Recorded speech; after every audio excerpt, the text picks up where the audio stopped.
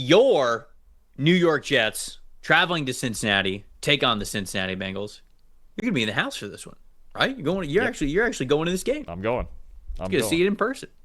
Where do you want to start here? You want to start talking about the Jets, or you want to talk about the Bengals? I'll talk about the Bengals defense, which I know a lot of Okay. people in this town don't love talking about. There are some things going well, though, at least one. And a group that I think has been pretty impressive, and one player specifically, DJ Turner, their cornerbacks have actually been pretty solid. The Bengals, actually, both of these teams are tied for 26 this year in coverage grade, but the Bengals' issues are a lot more over the middle of the field with all their shuffling at linebacker, and the safeties haven't been great. The cornerbacks as a group have not been that bad. DJ Turner's been the best among them. He's got 6 pass breakups and an interception over the last 3 weeks. As a unit, they're actually 5th among all cornerback units in coverage grade. You've got DJ Turner, Cam Taylor-Britt, Dax Hill in the slot has been solid.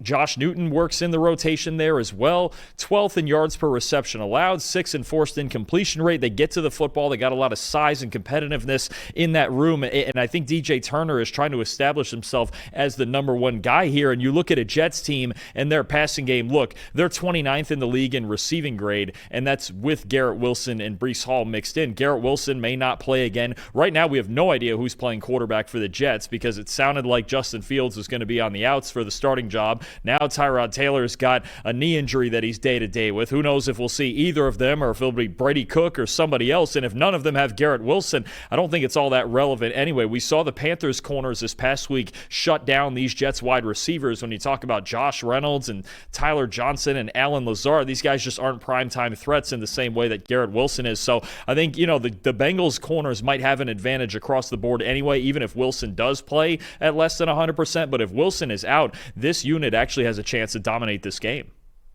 I am focused solely on how the Bengals defend the run because one, I did not know that Tyrod Taylor was sort of up in the air here. I was thinking that, like, okay, Tyrod Taylor's going to start and you're going to kind of get that bump because Tyrod's actually going to pass the ball and be willing to pass the ball in ways that Justin Fields just has been gun shy to do so.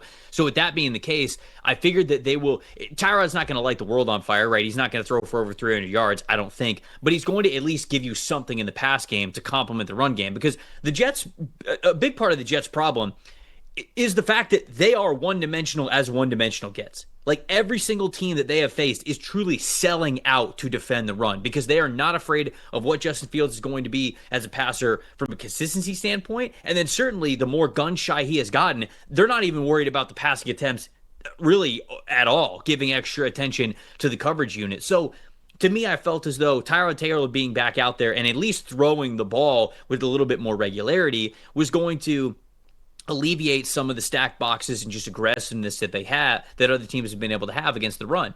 The Bengals specifically, though, over the last 3 weeks, Dalton, on the defensive side of the football, they are 28th in EPA per rush allowed. They are 28th in team rush defense grade. They are 28th in average depth of tackle, and they are 25th at total missed tackles against the run. They have not been good against the run. And if the Jets are able to start Tyrod Taylor, I actually think that they're going to get the bump here. Like, I think that they're going to get the backup quarterback coming in. You get the bump there. There's a little bit of rejuvenation. People are a little bit more fired up. They've got faith in Tyrod Taylor to at least attempt the passes that you need him to attempt in order to win football games. If Tyrod starts in this game, I'm going to go Jets upset.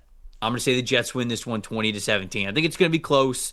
But the way that I look at it as well is with as much success as the Bengals had last week against press, because the Steelers pressed them a lot. I just can't, in all good conscience, tell you that Joe Flacco is going to have that type of a game again where he's just going to kind of throw it up there and somebody's going to get it. Like Jamar Chase is going to get it. He's going to come down with it. And that's not Jamar Chase slander in any way, shape, or form, but I don't think it's going to look as good as it did last week versus press coverage the way that it did for the Bengals against the Steelers. And because of that, I think that they're going to be less potent, on offense, less points on the scoreboard.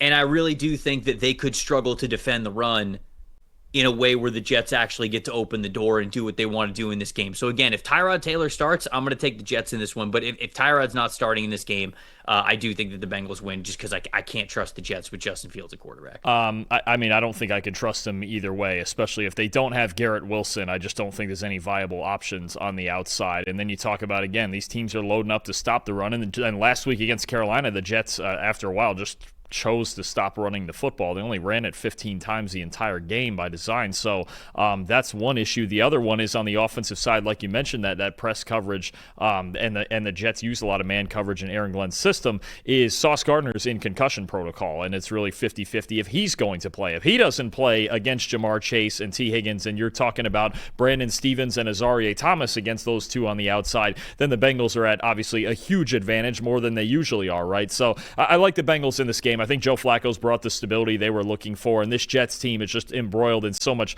really controversy right now with Woody Johnson's comments and Justin Fields and Tyrod Taylor, and who knows who's starting at quarterback now. 24-9 Cincinnati.